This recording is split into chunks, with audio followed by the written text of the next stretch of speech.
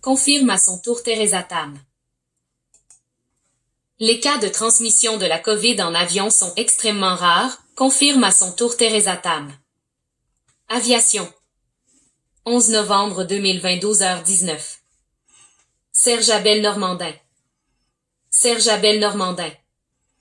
On a observé quelques cas, extrêmement rares, de transmission à bord des avions. À mesure que nous en apprenons sur la technologie, par exemple sur la ventilation, nous constatons que les avions modernes ont en fait de très bons échangeurs d'air, a déclaré hier, 10 novembre, la Dr Theresa Tam, administratrice en chef de la santé publique du Canada. Au cours de la même allocution, la Dr Tam a évoqué des milieux où des éclosions continuent véritablement de contribuer à la propagation de la COVID-19 au Canada. Notamment dans les établissements de soins de longue durée et les résidences-services, les écoles, les établissements d'habitation collective, les milieux de travail industriels et les rassemblements sociaux. L'Université Harvard l'atteste aussi. La Dr Theresa Tam n'est évidemment pas la première à reconnaître que les cas de transmission de la COVID en avion sont très rares. Tout récemment, Pax faisait état de cette étude de l'Université Harvard attestant que les risques de transmission de la COVID-19 durant un vol sont moins élevés que ceux qu'on court en faisant l'épicerie ou en mangeant à l'intérieur d'un restaurant.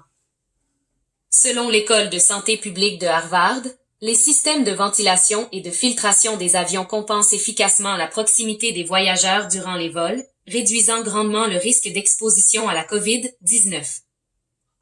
Qui plus est, d'autres mesures, comme le port du masque et la désinfection des surfaces, agissent en synergie avec la ventilation et la filtration de l'air à bord des appareils. Lire plus moins de risques de contracter la COVID-19 en avion qu'à l'épicerie ou au restaurant. L'ETA corrobore. L'ETA assure elle aussi que le risque de transmission de la COVID est minime à bord des avions. Certes, l'association reconnaît que certains incidents rapportés dans les médias ont pu inquiéter, notamment un vol entre Londres et Hanoï et un autre entre Boston et Hong Kong. Mais ces cas d'exception ont eu lieu en mars et beaucoup de choses ont eu lieu depuis, assure l'IATA. Il y a eu des millions de vols depuis le début de l'épidémie de COVID-19. Et il y a très peu d'incidents signalés où une transmission à bord est suspectée, insiste l'IATA.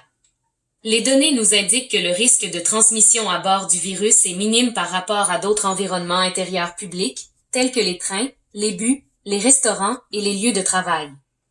Il existe des exemples publiés qui indiquent un risque beaucoup plus élevé dans ces environnements. Les avions bénéficient de taux de changement d'air très élevés et de filtres EPA qui filtrent plus de 99,99% de toutes les particules, y compris les virus.